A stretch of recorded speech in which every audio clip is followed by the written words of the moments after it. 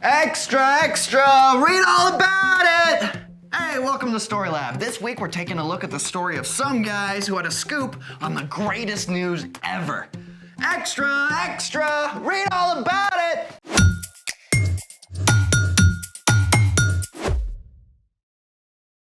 Hey, I'm Carter. And I'm Zeke. We're talking about how Jesus is so important in God's story. He's the best news there is. Wait, you're reading an actual print newspaper? Yeah, and I have the ink smudges to prove it. But who even gets their news in print rather than online? I prefer the real thing. Yeah, but think of all the trees you could save. Did God come in virtual form? No! God sent Jesus in real life. Wow, impressive connect. Yeah, I know I'm good. Well, Thanks. I'm going to need to borrow a few pages.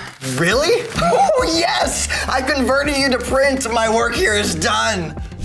So when you read in print, there's way less distraction. You know, no phone notifications, no people calling you. The physical design actually guides your reading for better understanding. In fact, my grandfather had a very interesting theory.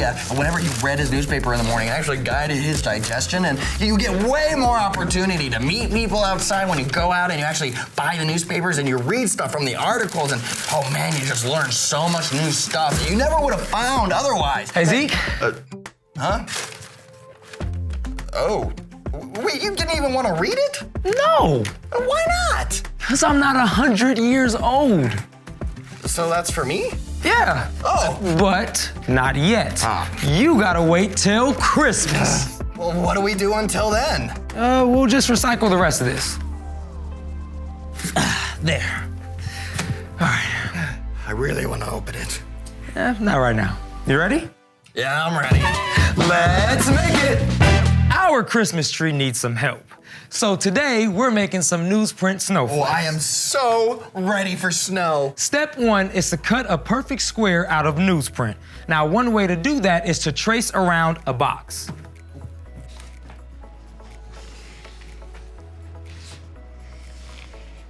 Then, take your scissors and cut out the square.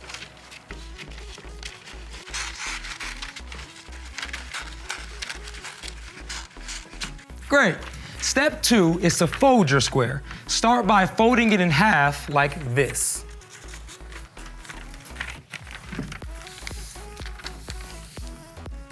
Okay, I got it. Then fold it in half again. And fold the right third of the triangle over the middle third.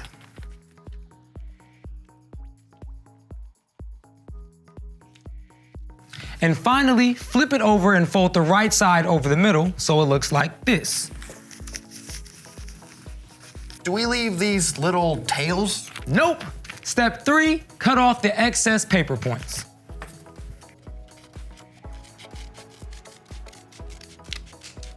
You know, this looks more triangle-y than flaky. Getting there, I promise. Step 4, cut a design in your triangle. Now, you can trace it if you want, just make sure not to cut completely through this side, or you'll get confetti. On it.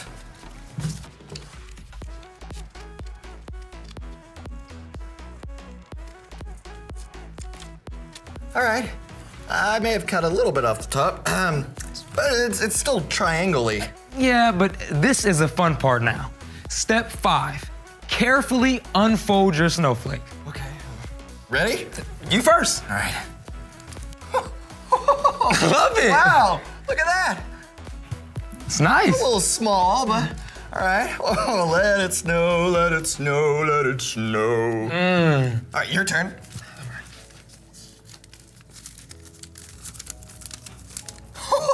Yours is way bigger.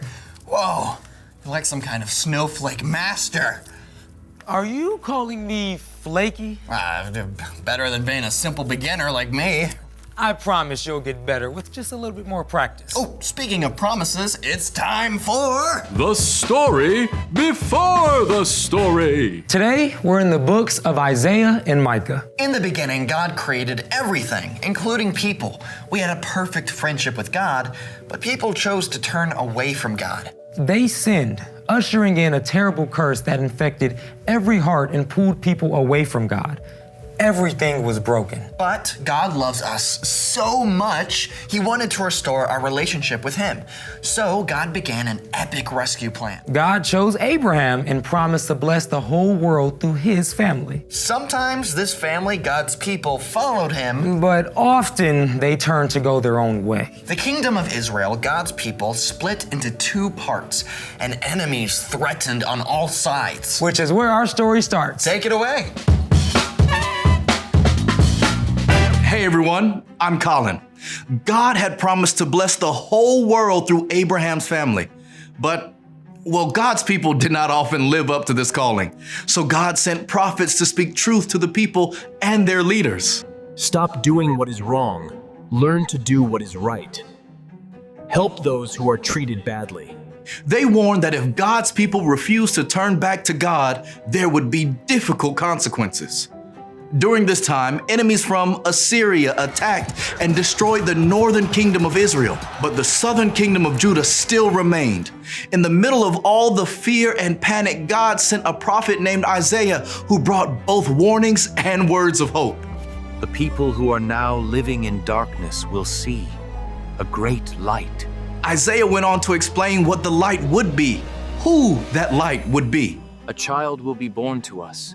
A son will be given to us. He will rule over us, and he will be called Wonderful Advisor and Mighty God. He will also be called Father who lives forever and Prince who brings peace. Okay, time out for a sec. Wow, are those some big names for this child who would grow up to rule? Let's break it down.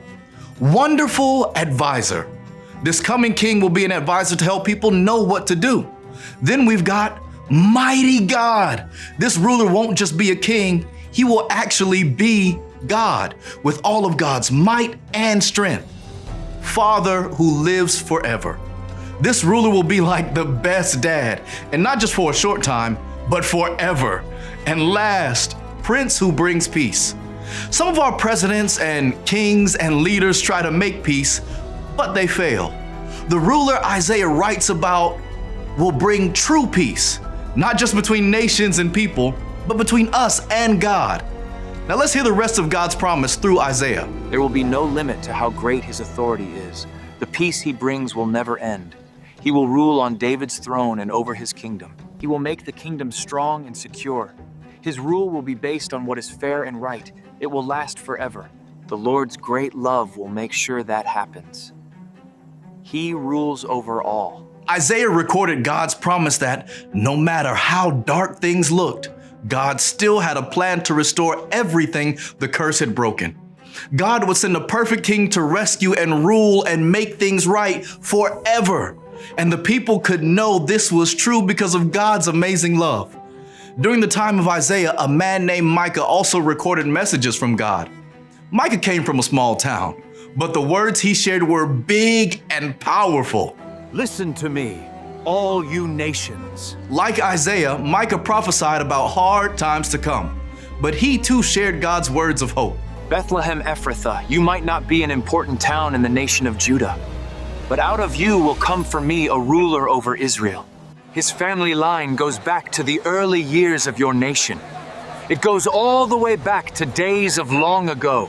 I bet you've heard of Bethlehem. Bethlehem was just a little town, nothing special. But God can do extraordinary things in the most unlikely ways and places, like sending a promised king to a tiny town as a baby. Soon after Isaiah and Micah, enemies attacked Judah, and many of God's people were taken as captives to foreign lands. After a time, some were allowed to return home. But even though they waited and prayed for God's promised rescuer, no further words from God were recorded for hundreds of years. During this time, God's people didn't know how this key part of God's story would turn out. But we do. When God's son, Jesus, was born as a baby in Bethlehem 2,000 years ago, the prophecies of Isaiah and Micah were fulfilled. In fact, through his birth and life, his death and resurrection, Jesus fulfilled more than 300 prophecies recorded in the Old Testament. Throughout all time, God has been faithful, and through Jesus, the whole world has been blessed. Just as God promised Abraham so long ago. The end. I mean, wow. I thought I knew the Christmas story, but It is so much bigger. So, what's our part in the story? It's great to learn about Jesus being born. But when you know the big picture, you can truly understand just how much we've got to be excited about at Christmas. yeah, because Jesus is good news for everyone. That's right. Remember how God promised to bless the entire world through Abraham's family? Well, Jesus was one of Abraham's many great-grandkids. And since Jesus broke the terrible curse of sin, the whole world has been blessed. That's right. Jesus did not come only for a few people in one place at one point in time. Anyone, anywhere, at any time can choose to follow Jesus and become a close friend of God. It's the best news ever. Definitely something to celebrate. I think we should party all month. Hey, sounds good to me. See you next time. So, here's the thing. Jesus is good news for everyone. Your family and friends, The kids and teachers at your school, people in your neighborhood, people around the world, for you. and for snowflake masters everywhere. And I've got some news for you, my friend. What's that? We gotta make some more snowflakes for our tree. Thanks for joining us in the Story Lab. See you next time. Okay, so how do you make them so fancy? Well, see, the trick is the more you cut away, the more awesome they turn out. Gotcha.